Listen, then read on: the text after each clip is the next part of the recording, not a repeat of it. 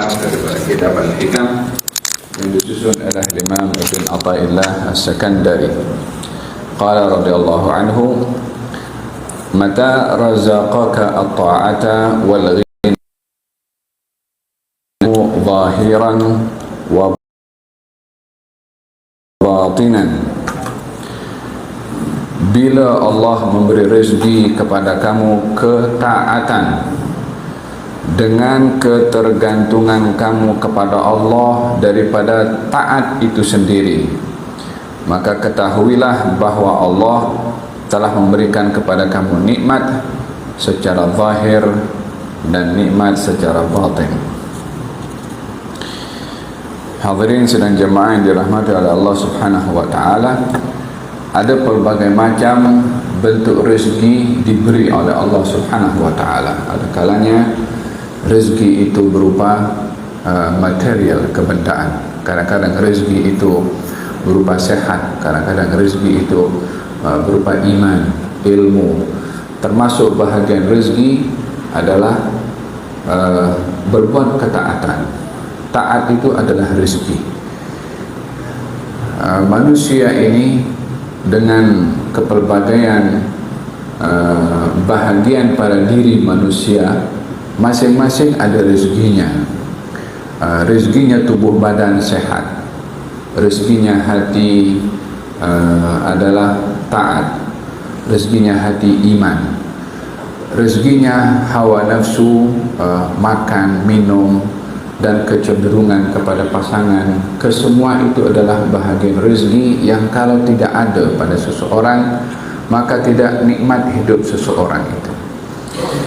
Akan tetapi di dalam memahami arti rezeki berupa taat, seseorang itu kadang-kadang berbuat taat, enjoy dengan ketaatan yang dilakukan, sehingga kadang-kadang orang itu yang seronok dengan taat lupa kepada yang menyuruh dia berbuat taat, sehingga dia concern dengan taatnya dan tidak concern kepada Tuhan yang suruh dia berbuat taat. Maka dalam hal ini dikatakan istihla'u ta'ah, orang yang merasa seronok dengan taat tanpa dia ingat kepada yang suruh dia berbuat taat. Perbuatan itu umpama racun yang membunuh kepadanya. Apa sebabnya? Disebabkan enjoy berbuat taat, lupa kepada siapa yang suruh dia berbuat taat, siapa yang bagi nikmat dia saat berbuat taat, yaitu Allah Subhanahu wa taala. Oleh sebab itu katanya di sini, bila Allah memberi rezeki kepada kamu taat, berarti ada rezeki yang namanya rezeki taat. Kemudian yang kedua, wal ghina bihi anha, dan engkau merasa kaya dengan Allah berbandingkan dengan seronok dengan taat, yakni tidak melupakan kepada Allah akan perbuatan taatnya. Kalau itu keadaan seorang hamba, maka dia telah diberi nikmat oleh Allah Subhanahu wa taala dengan nikmat yang zahir dan nikmat yang batin. Nikmat zahir adalah tubuh badannya yang berbuat taat.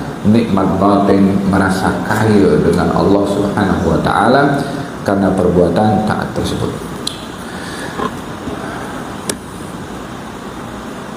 Kita dalam sejarah ada diceritakan beberapa orang yang melakukan ketaatan tetapi tidak ada dalam hatinya itu ketergantungan atau kekuatan dalam imannya kepada Allah Subhanahu wa taala.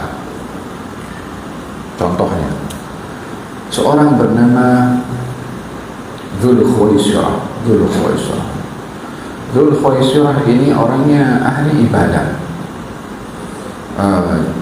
Dikatakan janggutnya ini selalu basah dengan air sembahyang, yakni selalu jaga wudu, dan dia selalu menghadiri masjid, yakni salat berjemaah di masjid.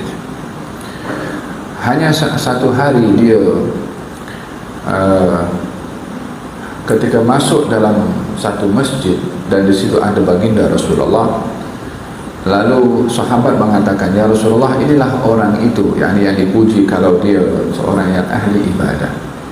Kata Nabi, aku nampak muka orang ni ada kesan tamparan syaitan pada mukanya. Sampailah orang itu datang dan Nabi mengatakan kepadanya, adakah kamu berbicara dalam diri kamu sendiri, kamu adalah orang yang paling baik di antara mereka yang hadir dalam majlis ini? Dia kata ya.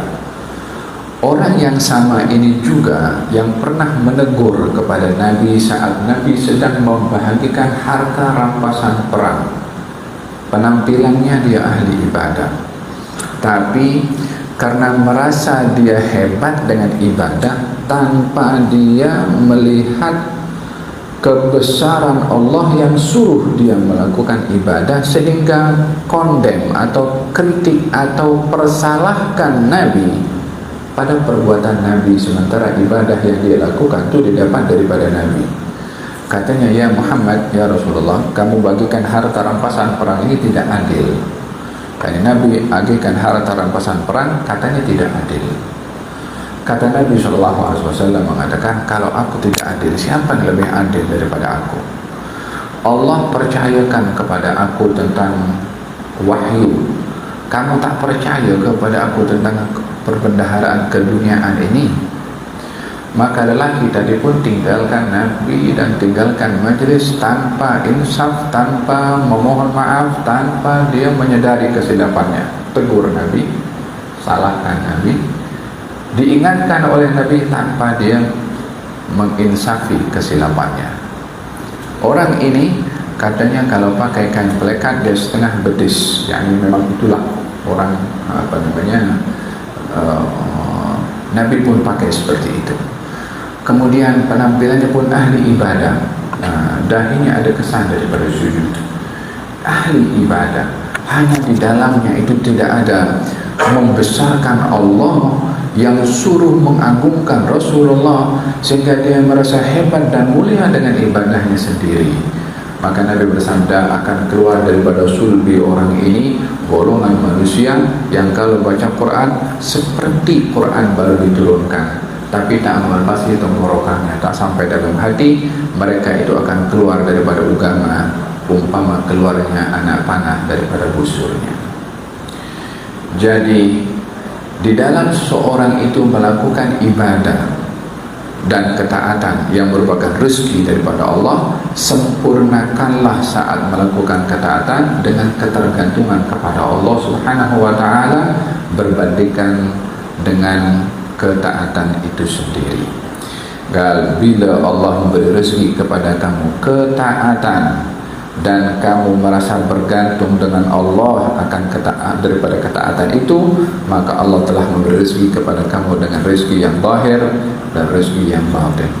Orang kalau bergantung kepada Allah Subhanahu wa ta'ala, walaupun ia banyak berbuat taat, ia tidak akan tergelincir kepada riya. Tapi kalau orang bergantung kepada ketaatannya, maka dia akan bandingkan dirinya dengan orang lain. Aku lebih baik daripada fulan karena aku lebih banyak berbuat taat, aku lebih banyak berbuat ini, berbuat itu, sehingga dia merasa gah dengan ketaatannya, sementara yang suruh dia berbuat taat disuruh untuk dia bertawadhu dan tidak sombong hatta dengan ketaatannya sendiri. Ini perbedaan antara orang yang dia berbuat taat dan merasa kaya dengan Allah berbandingkan kepada orang yang berbuat taat yang hanya bergantung dengan ketaatannya sendiri. La ilaha illallah. Dan hikmah yang ke-75 katanya, khairu ma tatlubuhu minhu ma huwa talibuhu minka. Sebaik-baik yang kamu minta daripada Allah adalah apa yang Allah minta kepada kamu. Sebaik-baik apa yang kamu akan minta kepada Allah, yakni apa yang perlu kita minta kepada Allah, yang terbaik bagi kita adalah apa yang Allah minta kepada kita. Macam-macam permintaan manusia kepada Allah, tetapi tidak semua permintaan manusia itu adalah merupakan yang terbaik baginya daripada apa yang ia minta, walaupun manusia menyangka apa yang diminta itu adalah yang terbaik. Orang minta sehat, bagi manusia itu adalah terbaik bagi dirinya.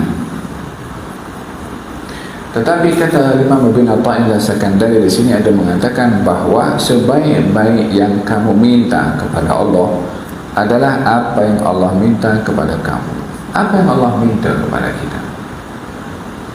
Tidak lain dan tidak bukan apa yang diminta oleh Allah kepada kita adalah untuk kita mengabdikan diri kepada Allah, berpasrah kepada Allah, berserah kepada Allah, dan bersandar kepada Allah, ridha. Dan semua yang saya sebutkan tadi itulah yang diminta oleh Allah kepada kita, dan itulah sebaik-baik apa yang patut kita minta kepada Allah Subhanahu wa taala. Oleh sebab itu, di antara doa yang Nabi sentiasa baca waktu pagi itu adalah meminta sabar dan ridha. Ya Allahumma inni as'aluka as-sabra 'inda al-qada' wal fawza 'inda al-liqa' wa manazil asy-syuhada' wa 'aisha asy-syuhada' wan nasra 'ala al-a'da' wa murafaqatal anbiya. Ya Allah, aku mohon kepada Engkau ridha dan sabar ke atas segala ketentuan yang Engkau tentukan. Yang diminta itu sabar, dan itulah juga sebaik-baik pemberian yang diberi oleh Allah Subhanahu wa taala kepada seseorang. Saya ingat waktu sudah masuk kepada waktu solat Jumat. Jadi hikmah yang ke-75 ini adalah mengenai sebaik-baik permintaan kepada Allah adalah apa yang Allah minta kepada kita. Wassallallahu alaihi wasallam Muhammadin wa ala alihi wasallam. Alhamdulillahirabbil alamin.